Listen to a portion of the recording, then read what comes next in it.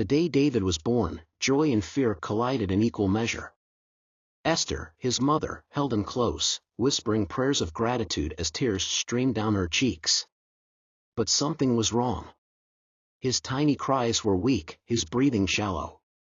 The midwife, though experienced, exchanged a worried glance with James, Esther's husband. "He's a fighter," the midwife said softly, though her words lacked conviction. From that moment, David's life became a storm of struggle. Fevers ravaged his tiny body, leaving him frail and trembling. Esther would spend sleepless nights sitting by his side, her hand on his chest, making sure he was still breathing. James, once a man full of laughter, grew silent under the weight of his son's suffering. Doctors offered little hope. "His immune system is too weak," they said. "Infections are overwhelming him." The words shattered the dreams Esther and James had for their son, a life filled with laughter and mischief. Yet even in his frailty, David's eyes sparkled with a quiet wisdom, as though he knew something his parents did not.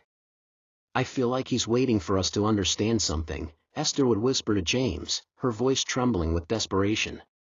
The night David was born, a storm raged in the skies, lightning tearing through the darkness, and thunder shaking the earth. Esther held her newborn tightly, her heart swelling with love and unease. "He's alive," she said softly, "but he's fragile." James, Esther's husband, knelt by her side, his rough hands shaking as he touched his son's face. "We'll fight for him," he said, his voice a blend of determination and fear. Esther and James spent sleepless nights at his bedside, taking turns holding him, their prayers rising to the heavens. The doctors were blunt. "His immune system is underdeveloped," they explained. "He's vulnerable to infections. There's little we can do but wait and see." Esther clung to her faith, but doubt crept into her heart with every weak cry from her son. "Why, God?" she whispered in the darkness. "Why my baby?" By the time David was 2, Esther and James had exhausted all their options, and their savings. They sold their land, their tools, and anything of value to pay for treatments. When modern medicine failed, they turned to herbal remedies and traditional healers. A neighbor suggested a bitter concoction made from roots and leaves. Another pointed them toward a pastor known for miracles. Each time, their hope was reignited, only to be crushed when David's condition remained unchanged. "We'll try everything," James said one night. "Even the native doctor." The journey to Akamu was long and arduous. Esther carried David on her back, his frail body barely able to move, while James led the way through dense forests and muddy paths. The native doctor was an old man with piercing eyes that seemed to see into their souls. He listened intently to their story before performing rituals and chants, sprinkling powders around David. When the rituals were complete, the man sighed. "This boy's spirit is strong, but his time has not yet come. Take him home. This is beyond me." Their hope crumbled.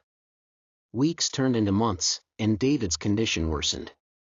Esther threw herself into prayer, attending every church vigil she could find. She fasted for days, begging God for a miracle. James, once strong and confident, was a shadow of himself. He watched helplessly as his son grew weaker. One night, Esther fell to her knees, her tears soaking the floor. "God," she sobbed, "if you're there, please, please don't take him from me. I'll do anything.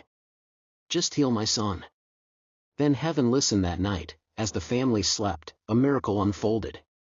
Esther woke suddenly, a strange stillness in the air.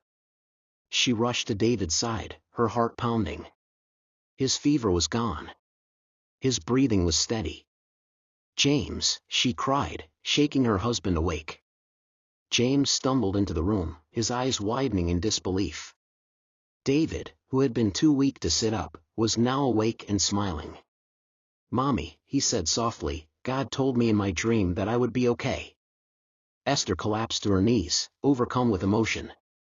From that day forward, David's health improved rapidly. His cheeks turned rosy, his laughter filled the house, and his small feet ran through the fields outside. The boy who had once been frail and sickly was now full of life. News of his healing spread throughout the community. Neighbors, friends, and even strangers came to see the miracle child. How did it happen? They asked. Esther and James would smile, their eyes glistening with tears. It was God, they said simply. He answered our prayers. As David grew older, the weight of being the miracle child began to weigh on him. Teachers treated him differently, expecting perfection. Classmates teased him out of jealousy. "Hey, miracle boy," one sneered. "Why don't you ask God to do our homework for us?" David laughed along, but inside, he felt the burden. At night, he sat by the window, staring at the stars. "Why me, God?" he whispered. "Why did you save me? What do you want from me?" When David was 12, tragedy struck the family once more. James was involved in a car accident that left him paralyzed from the waist down. The man who had fought so hard for his son now needed help for even the simplest tasks. Esther took on the role of caregiver, but the family struggled financially. David, now old enough to understand their hardships, worked tirelessly to help his mother. One night, as they sat together, James said, "Son, God gave you a second chance. Don't waste it. Live your life with purpose."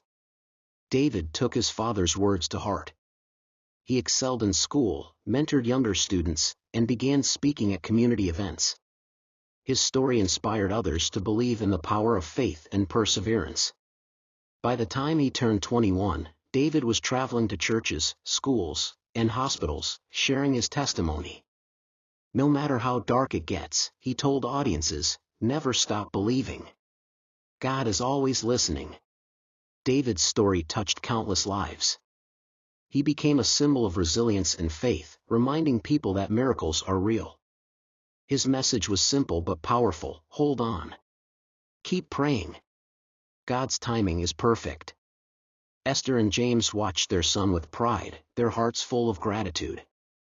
"Every tear, every prayer, it was all worth it," Esther often said. David stood before a packed church one Sunday, his voice strong and steady. "My parents never gave up on me," he said. "They prayed, they cried, and they tried everything. But in the end, it was God who healed me." The audience wept as he continued. Your struggles are not the end of your story. God is listening. When the time is right, He will answer. David's life became a testament to the power of faith, proving that when heaven listens, miracles unfold.